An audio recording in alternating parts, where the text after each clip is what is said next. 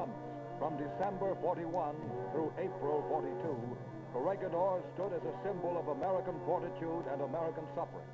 On the 6th of May in 42, it disappeared into the darkness of capture. To their Asiatic neighbors, our enemies showed the pictures of their conquest and of the Japanese flag rising over the fortress of the Philippines. About that time, this commando was being built. These paratroopers were in training for revenge.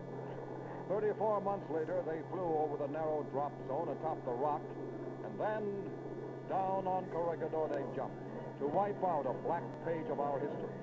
Down near the old barracks on Corregidor's top side, their mission, to capture Corregidor's guns from the rear.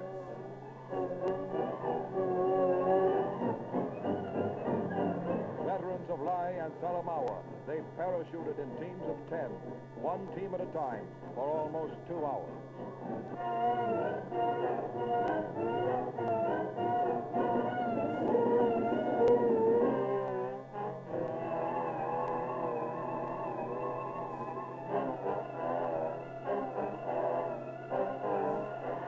Meanwhile, a tremendous naval bombardment prepared the way for the amphibious assault.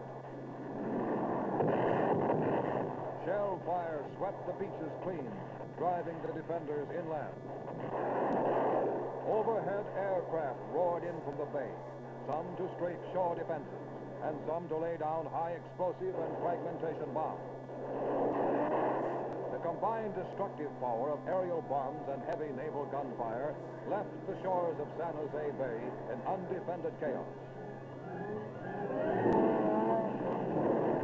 On schedule, with clock-like precision, the assault force moved up San Jose Bay.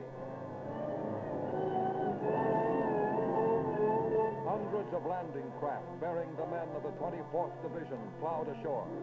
From the beaches wrecked by bombs and shell fire came little opposition. They streamed ashore to force a juncture with the paratroopers in command of the heights above.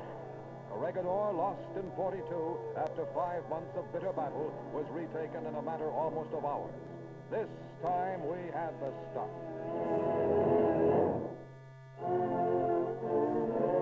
Moving northward in the China Sea, the Navy's carrier forces have swelled the total of Jap ships sunk as, despite heavy weather, they draw closer to Japan itself. Helldivers, Avengers, Hellcats, Corsairs, unleashed in increasing numbers, are carrying destruction to Jap-held bases, shipping, oil reserves, and industries from Saigon to Tokyo.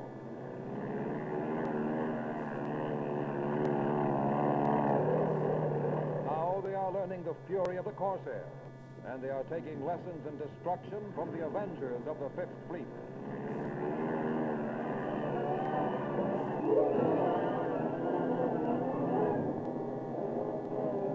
Gasoline and oil coming up through the China Seas from Java and Sumatra is one of our prized targets. For in a war of mechanized might, the lifeblood of an army or navy is oil and 100-octane gasoline.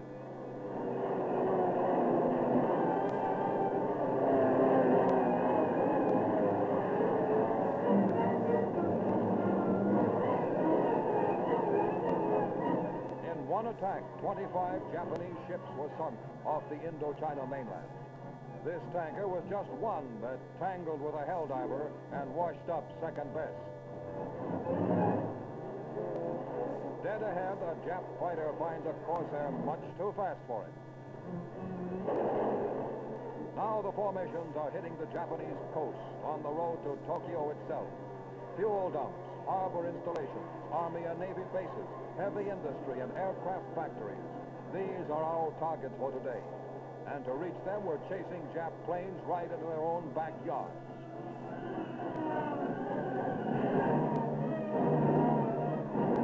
Bombs, incendiaries, and rockets hurtle down upon Tokyo assembly line. As the power of production lines 10,000 miles away in Akron, Trenton, Columbus, and Bridgeport is brought to bear upon the industries whose products oppose ours.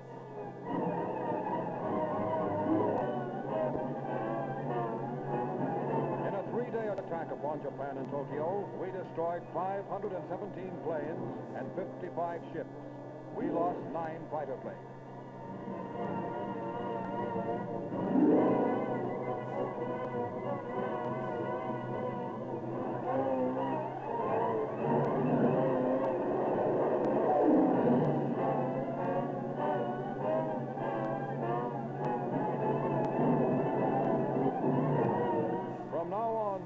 aircraft of our carrier forces, Iwo Jima will be a familiar landmark.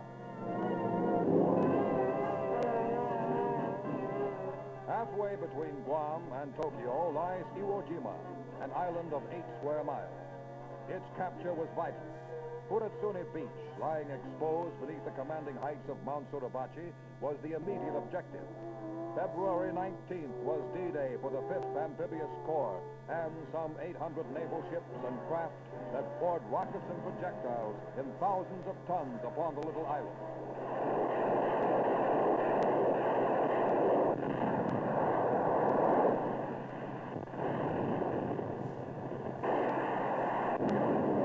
Iwo was defended with fanatical zeal. Everybody took it in the assault. Ships took it, men took it. But the bombardment went on, climaxing 75 days of aerial and offshore attack.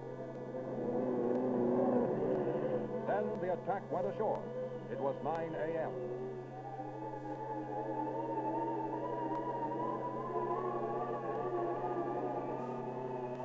Bombardment had driven the Japs from the water's edge. But as the Marines hit the surf, they knew a bloody job lay ahead of them. Mortar shells rained down on the beach from the heights of Suribachi.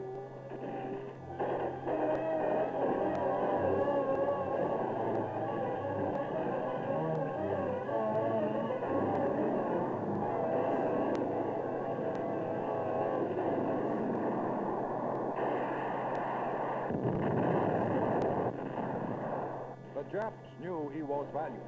They had packed it with 15,000 men hidden in the mountain's rock. Suribachi is 500 feet high. It was nicknamed Mortar Mountain. Its defenses blanketed the beach and the plain at its base. Naval guns at close range added to the fury of the bombardment.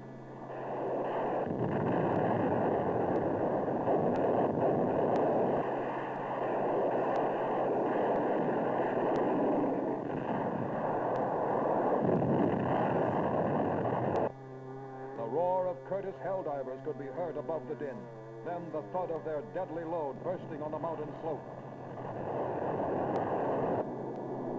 One after another, the SB-2C zoomed in, skimming the foxholes of the leathernecks on the beach, blasting the little cave mouths that hid the Japs deep in the rocks of the mountain.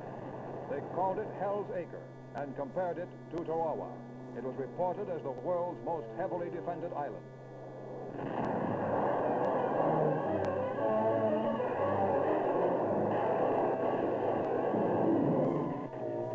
More than 15,000 Marines were wounded. 4,000 died to win Iwo's 8 square miles.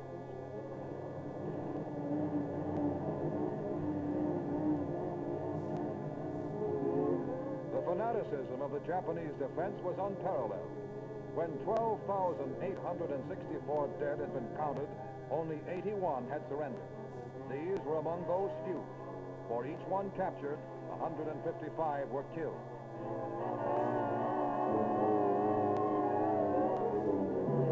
High surf and enemy fire knocked out almost a third of our craft, but still the equipment piled into shore. And this time we had it. We had the ships, we had the planes, we had the parts, the gas, the oil, the shells, the rockets. But above all, we had the unparalleled courage of the United States Marines.